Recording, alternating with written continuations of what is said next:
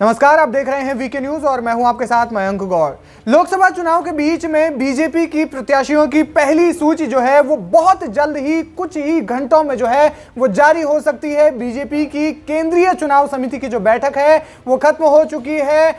गुरुवार शाम से चली हुई ये बैठक सुबह तक चली है, शुक्रवार की सुबह तक ये बैठक चली। इसके बाद में बताया जा रहा है कि इस बैठक में सभी सीटों पर प्रत्याशियों के नामों का जो ऐलान है वो हुआ है और अब नामों का जो चयन है वो हुआ है और अब ऐलान जो है वो बहुत जल्द ही हो सकेगा।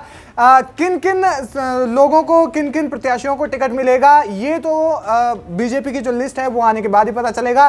लेकिन जाहिर सी बात है कि प्रधानमंत्री मोदी को वाराणसी से उतारा जाएगा। इसके अलावा अमित शाह गांधीनगर से चुनाव लड़ेंगे, जेपी नड्डा, और बताया जा रहा है कि विदेश मंत्री जयशंकर प्रसाद जो है वो गुजरात से उन्हें चुनाव लड़ाया जा सकता है। वहीं एक बड़ी खबर है कि कम से कम 60 से 70 सांसदों का टिकट कट सकता है। जी हां, बीजेपी के 303 में से 60 से 70 सांसदों का टिकट कट सकता है, जो कि बीजेपी के लिए ही नहीं बल्कि वोटर्स के लिए भी एक बहुत बड़ी खबर है। क्यों है? क्योंकि कई नए चेहरों का ऐलान हो चुका है। यहां तक कि दिल्ली की 7 लोकसभा सीटों में से 4 लोकसभा सीटों पर नए चेहरे उतारने की जो है वो बातचीत चल रही है, जिसमें से चांदनी चौक से अक्षय कुमार का भी नाम हो सकता है। इसके अलावा आपको बता दें, हिमाचल प्रदेश के मंडी से कंगना रनौत को उतारने का प्लान जो है बताया जा रहा है। हाल फिलहाल में कंगना रनौत ने कहा भी था कि अगर राजनीति में उतरने के लिए उनको मौका दिया जाए तो उनके लिए यह सही समय है। लंबे समय से वो बीजेपी की प्रशंसक भी रही हैं, इसलिए उन्हें मंडी लोकसभा सीट से उतारा भी जा सकता है।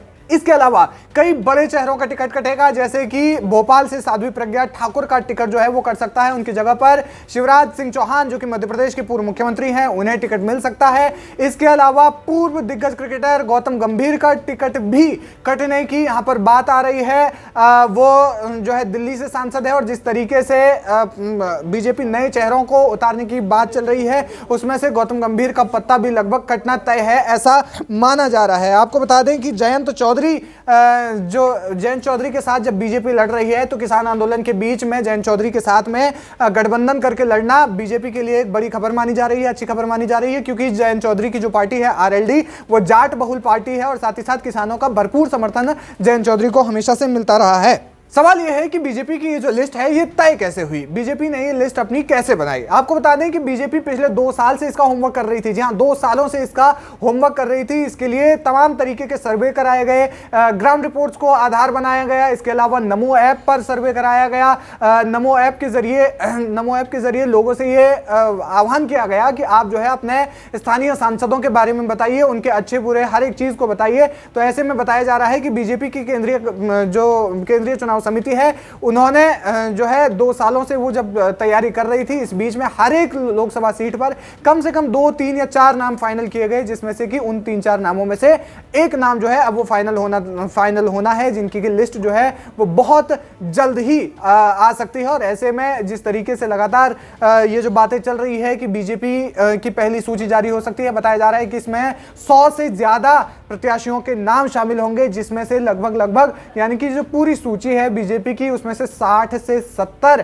सांसदों का टिकट कटना लगभग तय माना जा रहा है। ये एक बहुत बड़ा आंकड़ा भी इसलिए है क्योंकि बीजेपी के पास कैंडिडेट्स की कमी नहीं है और शायद कमी नहीं है, इसीलिए इतने सारे सांसदों के टिकट कटने की जो है वो बात चल रही है। आपको बता दें, बशीरहाट जो लोकसभा सीट है, जो संदेशखाली इलाका जो पड़ता है, उसकी जो लोकसभा सीट है वो बशीरहाट है। तो ऐसे में बताया जा रहा है कि पीड़ितों में से ही किसी एक को लोकसभा के कैंडिडेट के रूप में उतारा जा सकता है, जैसा कि 2019 के चुनाव में बीजेपी ने किया था। उड़ीसा से प्रताप सारंगी को इस तरीके से उतार दिया था। प्रताप सारंगी ने साइकिल पर जो है वो चुनाव प्रचार किया था। बल्कि बीजेपी में जितने भी सांसद हैं उनमें से सबसे गरीब तबके के जो सांसद है वो है प्रताप सारंगी, और उन्हें लोकसभा में जिस तरीके से बीजेपी ने उतार कर चौंका दिया था, उसी प्रकार से बताया जा रहा है कि बशीरहाट सीट से भी इसे ऐसे ही किसी आम नागरिक को उतार करके चुनाव जो है वो लड़ाया जा सकता है।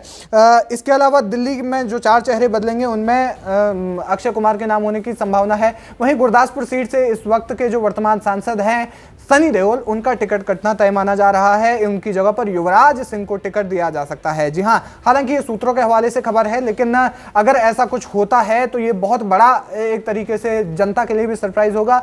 वहीं आपको बता दें कि डॉक्टर हर्षवर्धन के साथ साथ गायक जो है, गजल गायक हंसराज हंस का टिकट भी कट सकता है। तो ऐसे में जो कई छोटे ही चेहरे नहीं बल्कि कई बड़े चेहरों का भी टिकट यहां पर कटना तय माना जा रहा है। इसके अलावा कई केंद्रीय मंत्रियों का भी, जो कैबिनेट मिनिस्टर्स हैं, उनका भी टिकट कट सकता है। ऐसे में बीजेपी किन किन लोगों को जो है वो लोकसभा का टिकट देगी, किन किन के टिकट काटेगी, ये देखना अहम होगा, क्योंकि इस बीच में जब टिकट कटेगा तो जाहिर सी बात है कि बगावत भी देखने को मिल सकती है। वीके न्यूज, राष्ट्र के नाम।